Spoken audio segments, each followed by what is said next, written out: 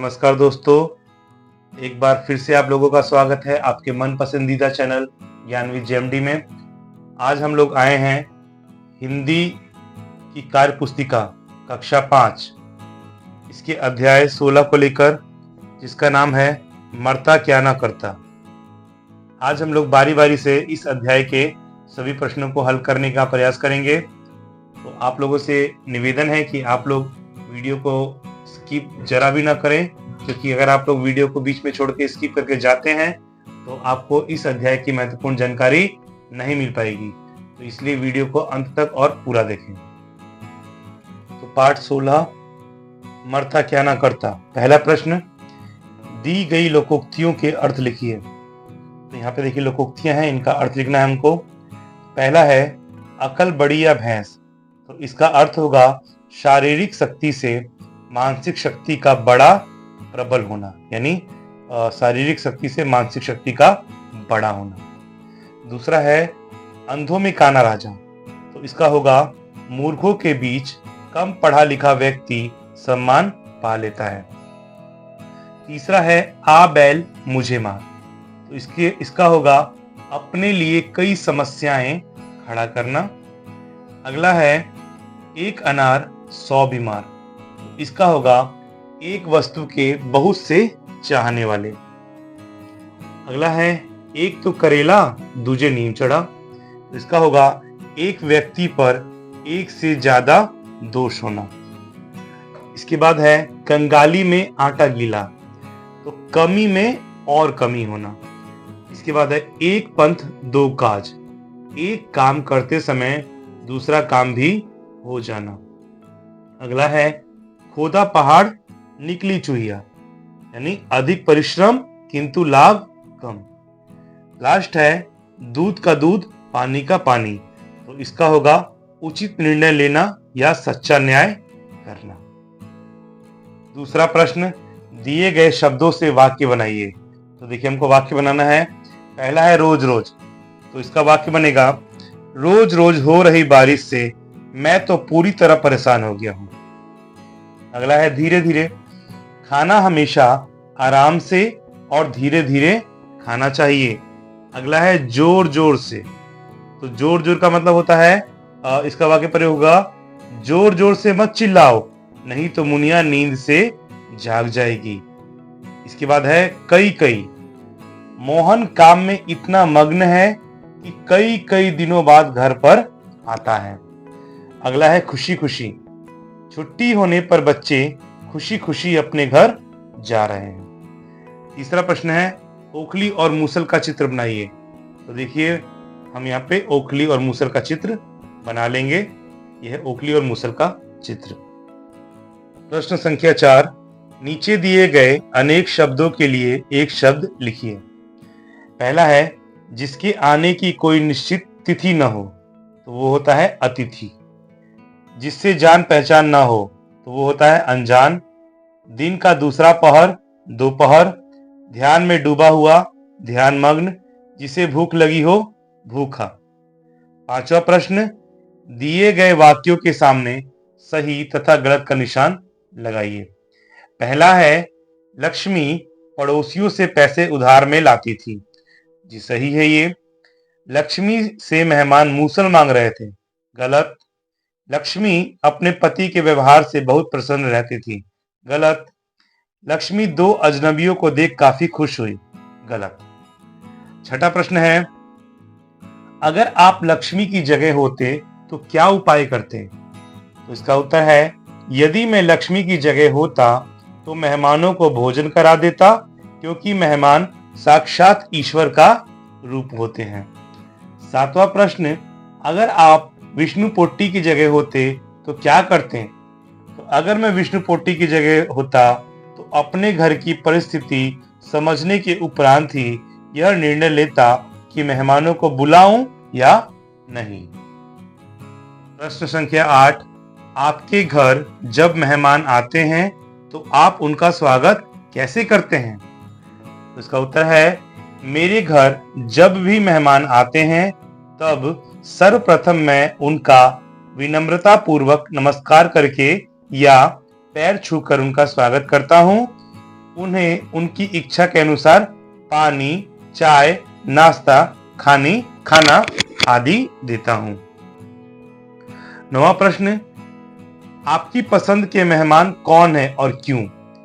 तो मेरे पसंद के मेहमान मेरी दीदी और जीजाजी हैं, क्योंकि वह दोनों मुझे बहुत प्यार करते हैं और वे लोग जब भी हमारे यहाँ आते हैं मेरे लिए कोई ना कोई उपहार जरूर लेकर आते हैं। 10वां प्रश्न, आप किसके घर मेहमान बनकर जाना पसंद करेंगे और क्यों? तो मैं अपने नाना नानी के घर मेहमान बन के जाना पसंद करूंगा, क्योंकि मेरे जाने से वहां के लोग काफी खुश होते हैं तथा मैं दिन भर वहां खेला करता हूं। प्रश्न संख्या 11, नीचे दिए गए चित्र को ध्यान से देखिए। तो देखिए चित्र में एक लड़का जो है मछली पकड़ रहा है और फिर एक पक्षी आता है, वो मछली को अपने मुंह में ले लेता है और इसके साथ ये लड़का भी ऊपर उठ जाता है। तो देखिए प्रश्न क्या है, यदि आप होते तो स्वयं को किस प्रकार बचाते, विस्तार से लिखिए। तो उसका उत्तर हमने लिखा है कि यदि मैं होता तो मछली को मारने ही नहीं जाता। किसी भी जीव जंतु को हमें नहीं मारना चाहिए। हमें सभी के जीवन की रक्षा करनी चाहिए। सभी जीव जंतु जीना चाहते हैं, मरना नहीं। हमें जीवों को उनके खाने के लिए कुछ न कुछ जरूर देना चाहिए। हमें जीवों से प्यार करना चाहिए। कहा भी गया है, अहिंसा ही परम धर्म है। 12वां प्रश्न, नीचे दी गई विज्ञप्ति को पढ़कर उसके नीचे लिखे प्रश्न के उत्तर लिखिए। तो देखिए यह है विज्ञप्ति, मानव रहित रेलवे संपार पर लापरवाही जानलेवा हो सकती है। अपना वाहन संपार से 20 मीटर पहले रोक दें। आने वाली रेल की आवाज या हॉर्न ध्यानपूर्वक सुने। दाईं व बाईं ओर ध्यान से देखें। पूर्ण रूप से सुनिश्चित होने के बाद ही वाहन पार करें। याद रहे, आपकी जिंदगी अमूल्य है। मानव रहित संपार लापरवाही पूर्वक पार करना मोटर वाहन अधिनियम की धारा 131 एवं रेलवे अधिनियम की धारा 161 के अंतर्गत कानूनन अपराध है, जिसके लिए 1 वर्ष का कारावास भी हो सकता है। तो देखिए ये थी विज्ञप्ति। आइए इसके प्रश्न देखें। तो रेलवे संपार किसे कहते हैं? इसका उत्तर है, जिस संपार पर मानव होते हैं उसे रेलवे संपार कहते हैं। इसमें मानव एक तरफ से दूसरी तरफ रेलवे लाइन पार करते हैं। दूसरा है, मानव रहित रेलवे संपार किसे कहते हैं? तो मानव रहित संपार उसे कहते हैं जिस संपार पर मानव नहीं रहते हैं। अगला है, मानव रहित रेलवे संपार लापरवाही पूर्वक पार करना किस अधिनियम के अंतर्गत कानूनन अपराध है? तो मानव रहित रेलवे संपार लापरवाही पूर्वक पार करना मोटर वाहन अधिनियम 131 एवं रेलवे अधिनियम की धारा 161 के अंतर्गत कानूनन अपराध है। अगला है, हमें रेलवे संपार से अपना वाहन कितनी दूरी पर रोक देना चाहिए? तो हमें रेलवे संपार से अपना वाहन 20 मीटर पहले रोक देना चाहिए।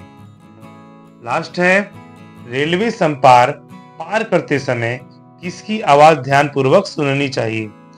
तो रेलवे संपार पार करते समय आने वाली रेल की आवाज या हॉर्न ध्यानपूर्वक सुननी चाहिए। प्रश्न संख्या 13, एक लोक कथा लिखिए। तो देखिए हमने यहाँ पे एक लोक कथा लिखी है, आइए उसको पढ़ते हैं। हरिया और उसकी पत्नी रूपा एक साथ रहते थे। हरिया एक भिखारी था। हरिया को भीख में जो भी चावल मिलता वह दोनों के लिए दिन में 2 बार खाने के लिए पर्याप्त था।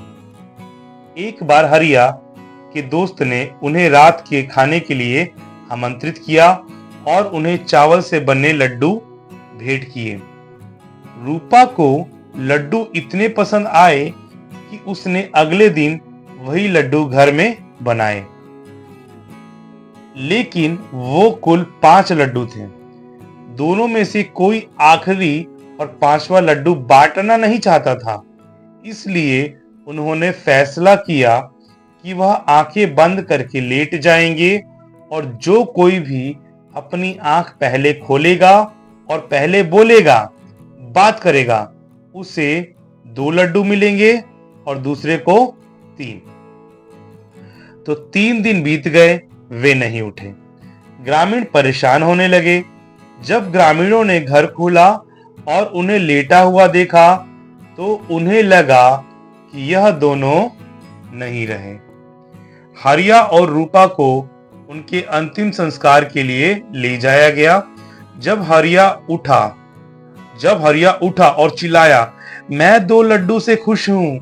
बाद में उन्होंने पूरी कहानी ग्रामीण को बताई। तभी से हरिया को गांव में लड्डू भिखारी नाम दिया गया।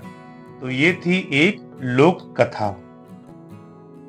तो दोस्तों, इसी के साथ अध्याय 16 हमारा यहीं पे समाप्त होता है। इस अध्याय के सभी प्रश्न हम लोगों ने बारी बारी से हल किए। तो आशा करते हैं कि आप लोगों को ये वीडियो बहुत ही ज्ञानवर्धक लगा होगा। ऐसे और भी वीडियो को देखने के लिए आप लोग अपने मन पसंदीदा चैनल ज्ञान विद जेएमडी को अपना प्यार यूं ही देते रहें। और अगर अभी तक आप लोगों ने चैनल को सब्सक्राइब नहीं किया है तो कृपया चैनल को सब्सक्राइब जरूर करें। तब तक के लिए धन्यवाद।